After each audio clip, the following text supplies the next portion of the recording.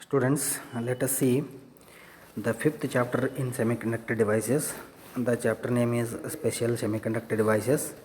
In this chapter, we are studying the special semiconductor devices, that is the thyristor family devices such as UJT, unijunction transistor, SCR, silicon controlled rectifier, then diac, and then triac.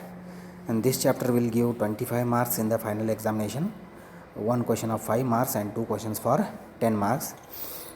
So the frequently asked questions are listed along with answers. You can refer this, and also you refer the notes. Be prepared well. The first question is, what is UJT? Write symbol. So UJT is a 3-terminal semiconductor device which has semiconductor bar and a PN junction. The three terminals are base 1, base 2 and emitter.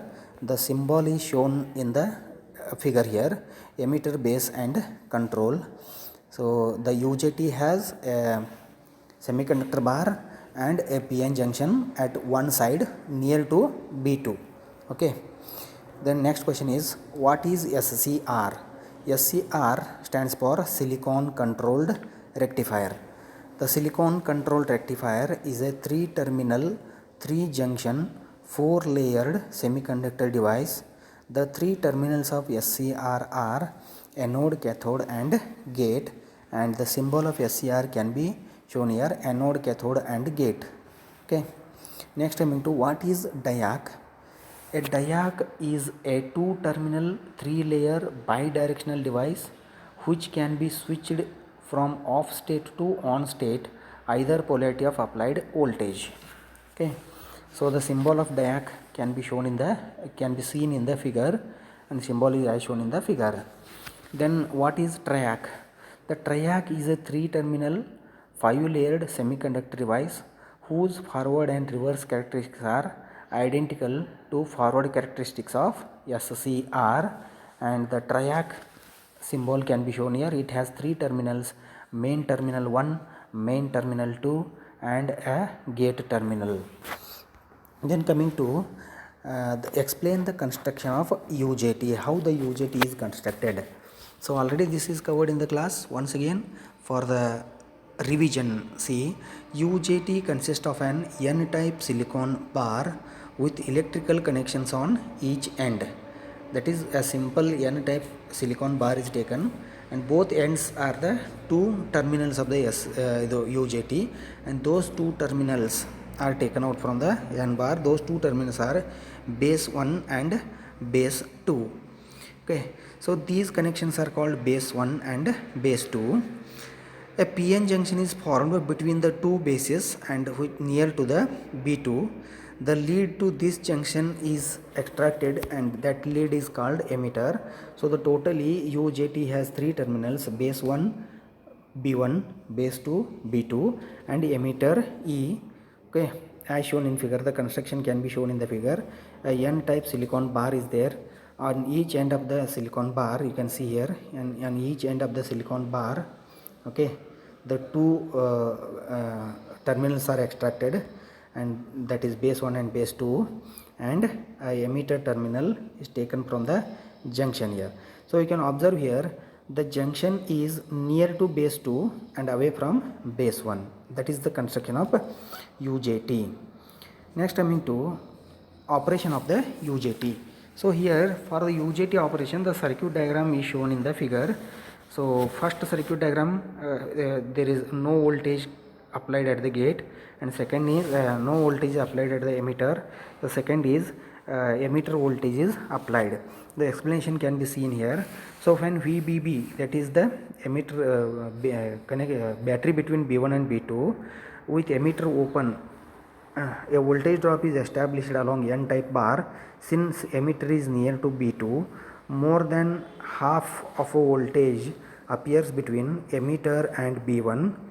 This voltage makes the PN junction reverse biased and the emitter current is cut off.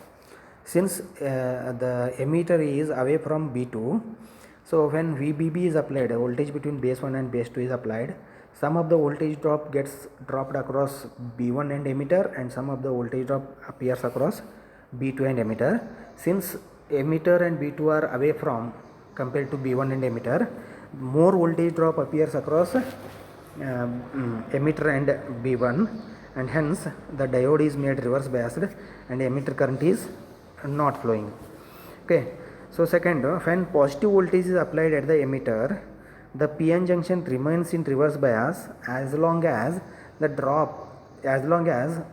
emitter voltage becomes more than the drop across B1 and emitter. Till that point the diode remains in the reverse bias. Till that point the diode reverses in the reverse bias.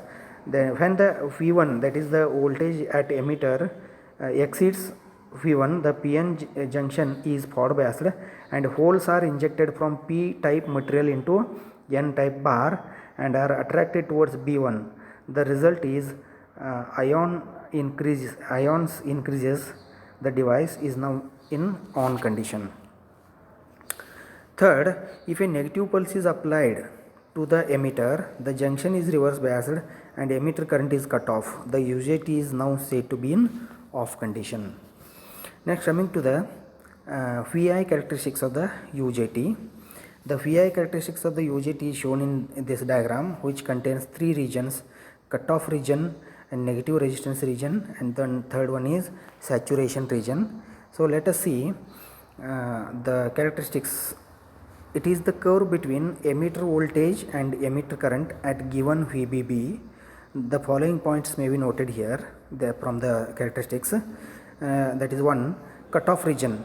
In cutoff region, as VE increases from 0, small leakage current flows due to minority carriers. Second one, negative resistance region. After reaching the point VE, IE increases and VE decreases.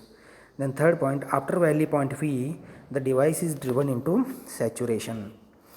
This is the characteristics curve you have to remember. Then explain the construction of SCR, silicon controlled rectifier. A PN junction diode and a transistor combined in one unit will result in a PN device, that is nothing but SCR. The three terminals are taken here, one from the outer P material called anode terminal, and second from outer N material called cathode terminal, and one from the base of the transistor, that is called gate. You can refer the diagram here. A PN, it is a PN device. One anode is taken from outer P material, cathode is taken from outer N material, and gate terminal is taken from the base of the transistor, as shown here in the figure. And in the figure the symbol of the SCR is also shown. Then coming to the working of SCR. So here this diagram you can refer for the working of SCR. Referring to this diagram, see, when gate voltage is 0, in this condition the junction J1 and J3 are forward biased and J2 is reverse biased. Hence no current flows through SCR and SCR is in cutoff. If the voltage is slowly increased and a stage is reached when the reverse biased junction J2 breaks, now the SCR conducts heavily and said to be on state. Second, when the positive gate voltage is applied. When the positive gate voltage is applied to the gate, the J3 is forward biased and J2 is reverse biased. The electrons from N material move across J3 in upward direction and holes from P towards lower direction. As gate current flows, anode current increases. The junction J2 breaks and SCR starts conducting heavily. Okay, so you can refer this diagram. Then coming to the VI characteristics of SCR. So here the SCR has two characteristics, one is forward characteristics and one is reverse characteristics.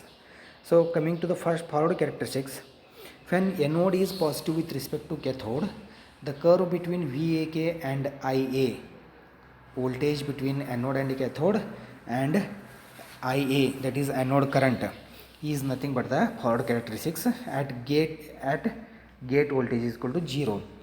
At Ig is equal to 0, if supply voltage is increased from 0, a point is reached when SCR starts conducting. At this, the voltage across SCR suddenly drops. Then coming to the reverse characteristics, when anode is negative with respect to cathode, the curve between VAK and IA is reverse characteristics.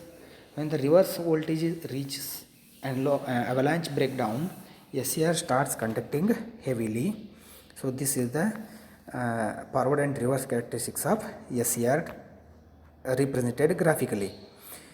Then coming to the next question, explain construction of diac. The diac can be constructed in NPN or PNP form. The two leads are connected to P regions of silicon separated by N region. The three regions are same in size and doping is also same. The construction and the symbol is shown in the figure here. Then next, working of diac. When the voltage is applied to the terminals of diac, a small leakage current IBO will flow through the device. As the applied voltage reaches breakover voltage VBO, the avalanche breakdown of reverse bias junction occurs and the device exhibits negative resistance. The voltage across the device drops. Then next, explain the VI characteristics of diac. For the applied positive voltage less than plus VBO or minus VBO, a small leakage current IBO flows through the device.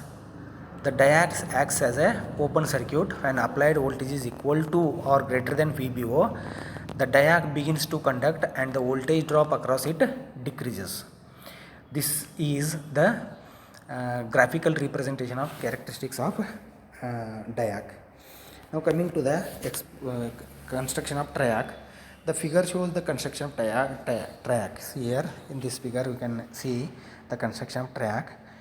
It is equivalent to two separate SCRs connected in anti-parallel. It has three terminals: main terminal 1, main terminal 2 and gate. Then coming to working of triac, referring to the figure, when switch S is open, this figure you have to refer. When switch S is open, there will be no gate current and the triac is cut off when switch S is open. When switch S is closed, a gate current starts flowing, triac will start conducting.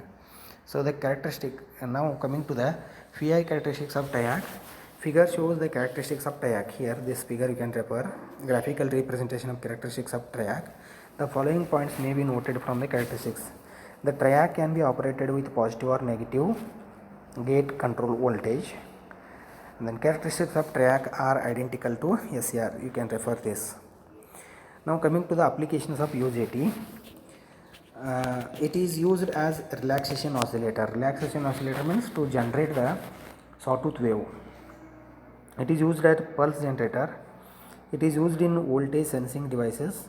Used as trigger device for SCR and triac, used as switching device. So the applications you have to remember, this question may be appeared for 5 marks.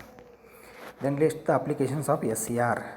SCR used as controlled rectifier, SCR used electronic switch, used for speed control of DC motor, used in phase control circuits, used in time delay circuits. Then coming to the applications of diac, diacs are used for triggering of triac. Diacs are used in light dimmer circuit. Diac can be used in heat control circuits. Diacs are used in universal motor speed control. Then applications of triac. Triac used to switch large power thyristor circuitry. Triac can be used as a low power AC controlling device. Then next question. Name the three thyristor family devices. So the different thyristor family devices are silicon control rectifier, unijunction transistor, diac and triac. Among them you can list any three devices as per the question. So this is fifth chapter, that is special semiconductor devices. So refer this video, then be prepared. Okay, thank you.